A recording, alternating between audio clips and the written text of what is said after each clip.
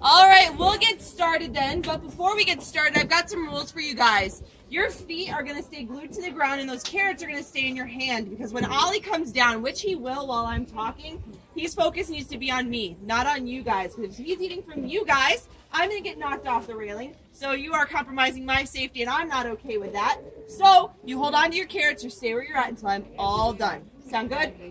Okay. Now, for those of you that don't know me, my name is Alyssa, and I am the lead giraffe keeper here at Animal Adventure Park. I've spent the last over 2 years working with these guys. I started in May of 2015 and have worked with Ollie ever since. April I've worked with since September of 2015, which is why I can do what I can do with them. I've built that relationship for the last 2 years, 6 days a week, year round. Hi, handsome. What's up? Good boy. Good boy. Now, the type of giraffe that we exhibit here at Animal Adventure are what are known as reticulated giraffes. In the giraffe world, as of right now, there's one species of giraffe broken down into 9 separate subspecies. However, this is going to change. We're going to have to change our sign. A group out of the United Kingdom just did a huge study, and they wanted to know what genes make a giraffe's neck long. Same as what genes make you a blonde or a brunette, tall or short. There are genes that code for having this long neck, and they wanted to look at that. So they went down to Africa, pulled hundreds and hundreds of samples from giraffes all over the continent, and not only looked at the genes that make their necks long, but they looked at giraffes as a whole. They had all this genetic information, and they weren't going to waste it. So they looked at them as a whole and found that there is not one species of giraffe, there are 4. And these 4 species of giraffe are further broken down into separate subspecies, and you may not be able to see it, but they're as genetically different as a polar bear versus a black bear. They're still giraffes, just like bears are still bears, but they're completely different species. So how do you get different species, whether it be black bears and polar bears or different kinds of giraffes? You start with natural barriers, things like rivers, lakes, mountain ranges, deserts. Any natural barrier where animals can't get to one another. This happens.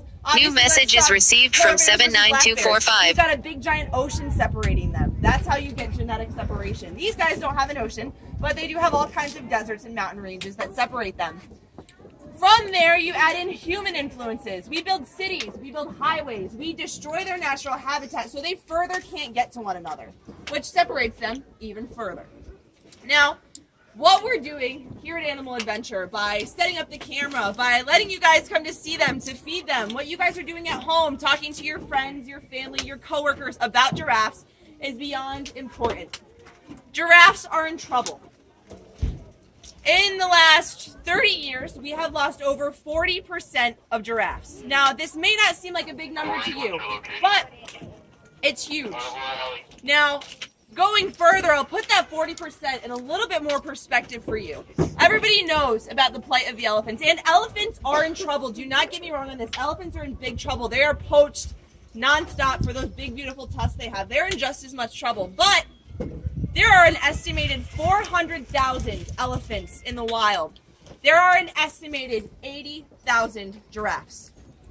That's it. That's all there is left. Now, I just told you that they're being separated into 4 different species. So if you break that down evenly, that's 20,000 members per species, but it's not broken down evenly. Some have 8,000, some have 30,000, and they are in deep trouble, which is why what we're doing, getting you close to giraffes, getting you, instead of looking at a stuffed animal and saying, here's a giraffe, take a look at it, they're so worth saving, we get you right up and close. That way you guys go home and you want to make a difference. That way these guys, when they grow up, have giraffes, their kids have giraffes, your kids, your great-grandkids eventually will have giraffes in their world. So that's the goal here, is to preserve and protect this species, all through education, right? Right? Now we'll talk a little bit about giraffes here. Ollie here is 5 years old. April inside is 15, and what is today's date? 14. Does anybody know? The 14th? Taj turns 3 months old tomorrow. I know, it doesn't seem like 3 months. Now, a giraffe in the wild is going to live anywhere from 10 to 15 years, but in captivity, where they have access to veterinary care, they have a constant source of food, and they do not have anything such as lions, hyenas, or leopards. Oh my. These guys live anywhere from 20 to 25 years, so we've got these guys for quite a while still. Now, a baby giraffe, when born after a 15-month gestation, is going to stand anywhere from 5 to 6 feet tall, weighing anywhere from 100 to 200 pounds. Taj came out at 5'9", weighing 129 pounds, and now stands over 7.5 feet, weighing in over 300 pounds. They have to get very big very quickly. A female giraffe, so April inside, is just over 14 feet tall. A female giraffe is going to stand anywhere from 14 to 15 feet tall. A male giraffe. Ollie here is a little bit shorter than his female companion, but do not worry, he will outsize her soon enough. I said that Ollie is 5 years old. A male giraffe doesn't stop growing until about 7 to 8 years of age. So he's got 2 to 3 years to put on 3 to 4 more feet. These guys, when full grown, stand anywhere from 17 to 18 feet tall and weigh about 2,400 pounds. He's got some size to put on him still. Now at the top of his big, beautiful head here are these big, gigantic ossicones. If you've seen April today, you've seen that hers are short, hers are dainty, and hers have fur all over them.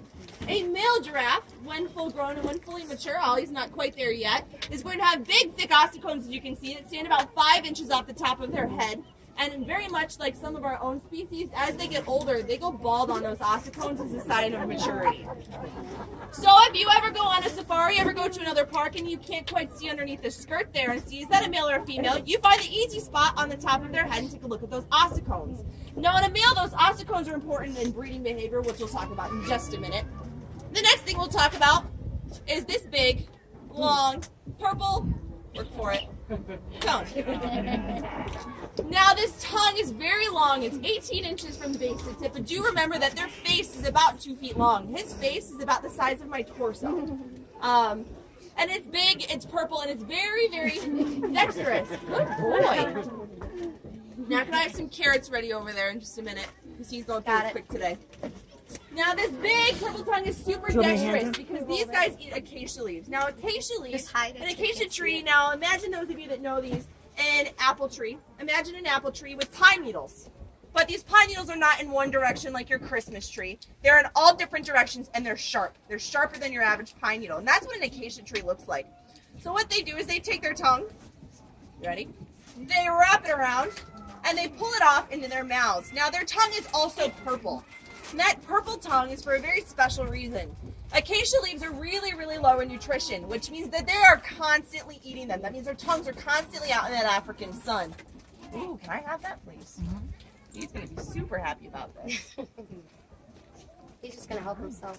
Now, because their tongue is constantly out in that African sun, it would look very much like you and I do on a day where we go to the beach and don't wear sunscreen. Their tongue would get burnt if it was not purple. That purple tongue helps them being protected from any kind of sunburn, which is better off for them.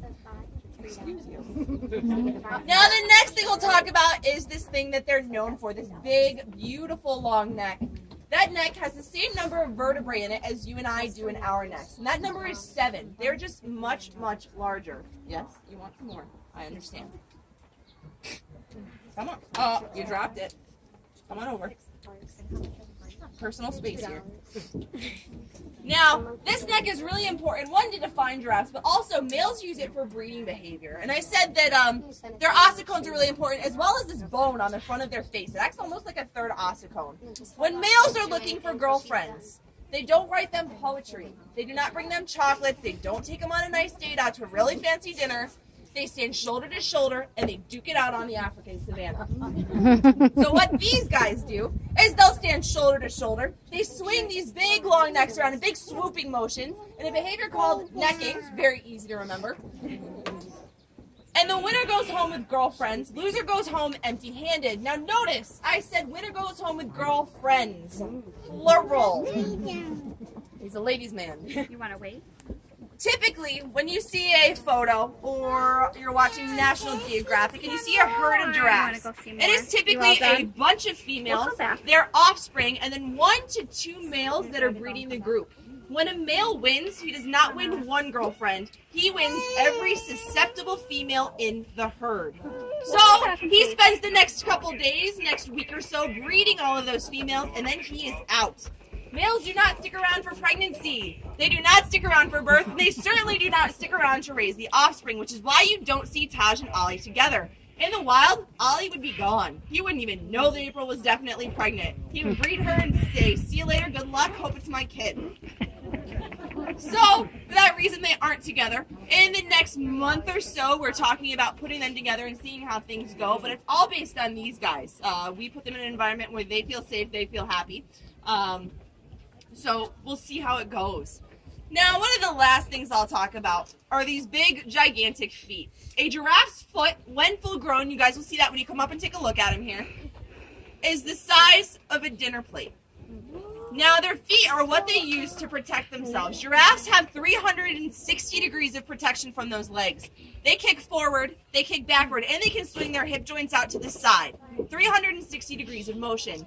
A kick from a giraffe to a full-grown lion can be fatal. A kick to a keeper is a one-way ticket to the morgue, which is why you see, if you watch our giraffe cam, a certain amount of caution when we work around our giraffe's legs. Over here. Come on. Good boy. April, we all have different levels of caution with. I've worked with April now since September of 2015, 6 days a week, morning and night, because they're my responsibility. So I have a very close zone, whereas if you see Corey get in, or Jordan get in, and even Dr. Tim, they have a much wider zone of comfort around those legs because they are super dangerous. Now, Ollie here, you won't see any of us get close to Ollie's legs, because Ollie is a typical giraffe. When you go inside and see April, you'll see that April is a weirdo. Don't tell her it, but she is.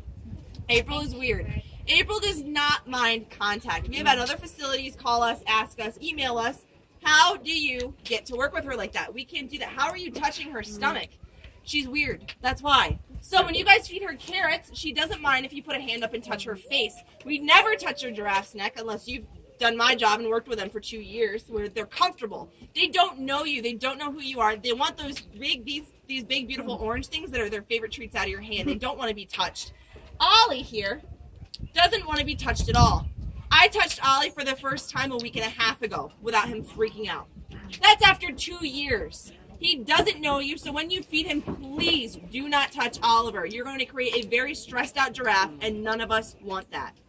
Now, what's going to happen in just a minute here is our girls here are going to transition up into the barn, and we're going to open the garage door on the other side so you can still go in and see April and Taj. Ollie will be out here as well to hang out and get his yard time before these storms set in this afternoon. Now, when you go inside, and even out here on the deck, please do not put your belongings over the fence line or through the 4x4 fencing, because I am not giving them back if you drop them. What I have now started doing is I go in, I collect your belongings, I put them in my bag, I take them home, sell them on eBay, and that is how I'm paying off my student loans from now on. So do not put your belongings in any of our exhibits. April, feed her lots of carrots, but again, do not reach through that 4x4 fence. Up there is their safe zone. Imagine if somebody came into your bedroom and started touching you.